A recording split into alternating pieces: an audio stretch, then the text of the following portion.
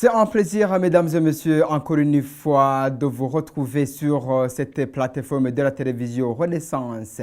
Voici le journal en français. Un habitant de la commune Giteranye, province Muyinga, et c'est au nord du pays, est en situation alarmante suite aux tortures qu'il y a eu des militaires de la commune Giteranye fin 2015.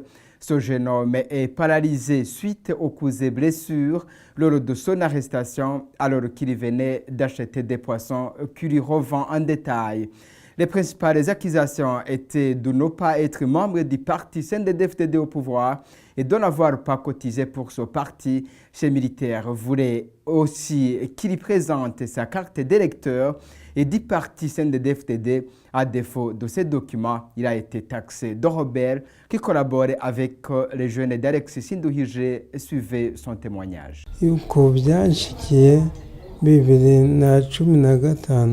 Je venais d'acheter les poissons que je vends. J'ai été arrêté au niveau de la position de Rousseau par les agents de la PAF qui m'ont transféré aux militaires. Ceux-ci m'ont demandé de les retours où je venais. J'ai toujours répondu que je venais d'acheter les poissons.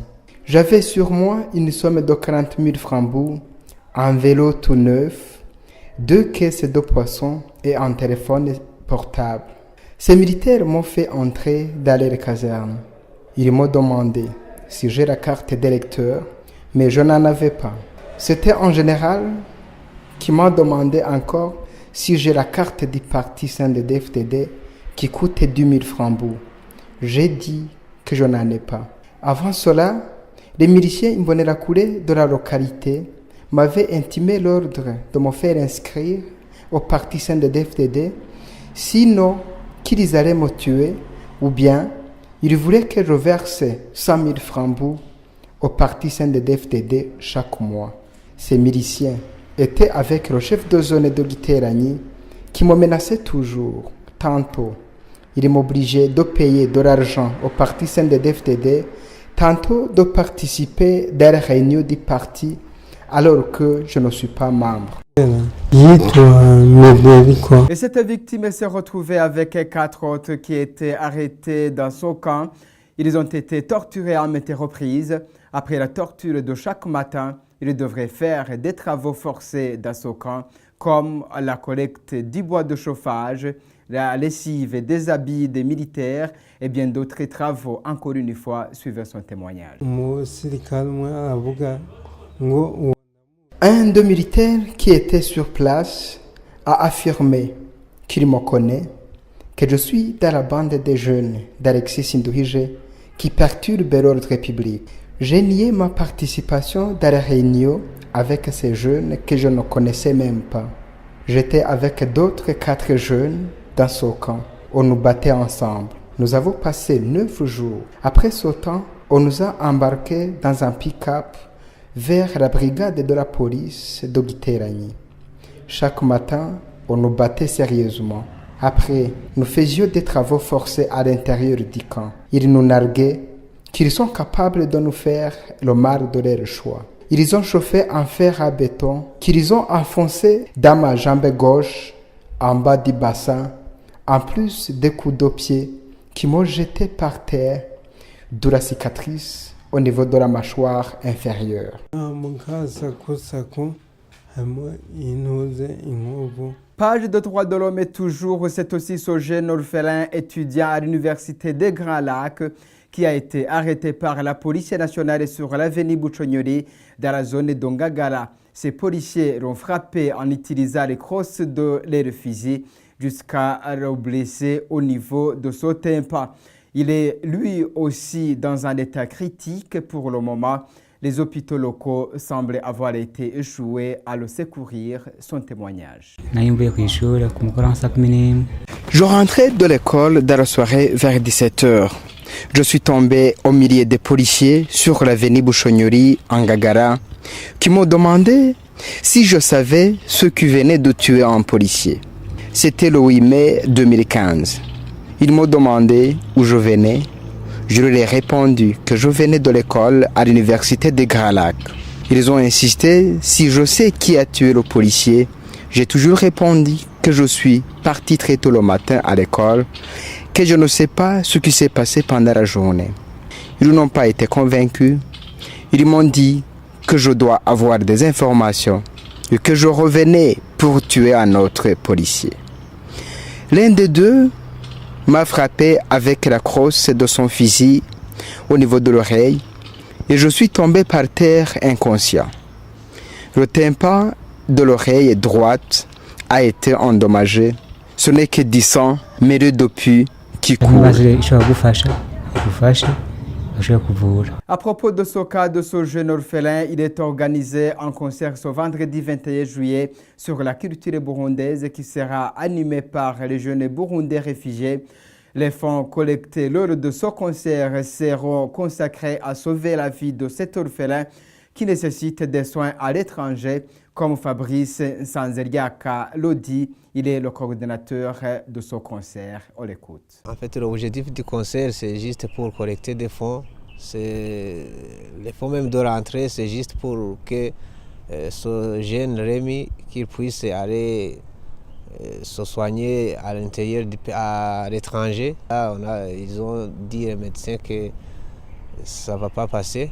Donc c'est juste pour que les artistes du camp ont organisé un concert à cet objectif-là pour que les gens puissent venir assister à ce concert et encore une fois puissent contribuer dans ce concert pour que ce jeune puisse aller se soigner à l'étranger. L'organisation, c'est ce vendredi, le 15 et le 21 juillet. C'est de 15h à 18h dans les enceintes de Maison Shalom, Oasis of Peace. Donc il y aura de la culture burundaise, il y aura des danses parce qu'ici les gens habitués de voir les tambours, mais à ce jour il y aura des danses traditionnelles qu'on appelle Muyebe, Agasimbo, Inore et autres. Il y aura aussi un nouveau style qui s'appelle Ikirege. C'est un nouveau style en reggae traditionnel, en reggae burundais. C'est l'origine du reggae aussi, donc c'est une surprise pour les Burundais et autres étrangers. Et à propos de ces barbaries de Bujumbura, les organisations de la société civile qui militent en faveur des droits de l'homme demandent à la Cour pénale internationale et ses pays de s'impliquer aux crimes du Burundi puisqu'il relève de sa compétence. Akat Burundi estime que les preuves que ces crimes sont suffisantes pour que cette Cour se saisisse de ces cas de crimes. Ces organisations ont profité de la célébration du 19e anniversaire de la mise en place des juridictions internationales du 17 juillet de chaque année. Suivez Maître Armel Niongele au nom de la CAT Burundi. Aujourd'hui, nous sommes en train de faire un plaidoirie par rapport à l'implication, à la saisine de la Cour pénale internationale sur la situation au Burundi. Vous savez que depuis la crise de 2015, depuis la contestation du troisième mandat de Pierre Nkurunziza, il s'est observé beaucoup de violations des droits de l'homme, beaucoup d'exécutions extrajudiciaires, beaucoup de violences sexuelles, des violences basées sur le genre, et puis des disparitions forcées, des exécutions sommaires, tout ça en toute impunité. Et puis nous avons déjà montré bel et bien que ces crimes sont commis par des agents de l'État, en collaboration avec la milice Imbonerakure du parti CNDD-FDD. Raison pour laquelle nous avons démontré que la justice burundaise n'a pas de volonté pour ouvrir une enquête et poursuivre les auteurs de ces crimes. Et c'est pour cela que nous avons pris la décision de saisir la Cour pénale internationale. Le dossier du Burundi se trouve au bureau du procureur de la Cour pénale internationale. Et vous êtes au courant que ça fait une année que le bureau du procureur a ouvert une enquête préliminaire sur le Burundi. Donc maintenant, nous plaidons pour que les enquêtes proprement dites soient ouvertes rapidement pour que les auteurs, les complices et les criminels soient poursuivis et punis conformément à la loi régissant la Cour pénale internationale. Et ces organisations gardent l'espoir que la CPI tiendra compte de la gravité de ces crimes et pour ouvrir les enquêtes proprement dites. Maître Almer Niyongere ajoute que même si le retrait du Burundi dans cette cour sera effectif le 27 octobre 2017, la Cour aura toujours la compétence de mener ses enquêtes mais sans la coopération du Burundi. Encore une fois, Maître Almer Niyongere. Nous avons un espoir, vu comment on a bien collaboré avec le bureau du procureur, comment on les a transférés et on les a transmis les dossiers des victimes et les témoignages des présumés auteurs, les témoignages des témoins. Et nous pensons que la Cour pénale internationale pourra ouvrir des enquêtes avant le 27 octobre. Mais je voudrais rappeler que même après le 27 octobre, la Cour pénale internationale, le bureau du procureur de la CPI aura toujours la possibilité, le mandat de poursuivre les auteurs des crimes au Burundi, d'ouvrir une enquête. Parce que avant le 27 octobre, avant que le retrait du Burundi à la CPI soit effectif, le Burundi a l'obligation de coopérer avec la Cour pénale internationale. Mais après le 27 octobre, le Burundi n'aura pas la condition de coopérer avec la Cour pénale internationale, mais la Cour pénale internationale restera compétente pour ouvrir des enquêtes et poursuivre des auteurs devant la CPI. Voilà, mesdames et messieurs, c'est ce que prend fait ce journal. Merci de nous avoir suivis. Au revoir.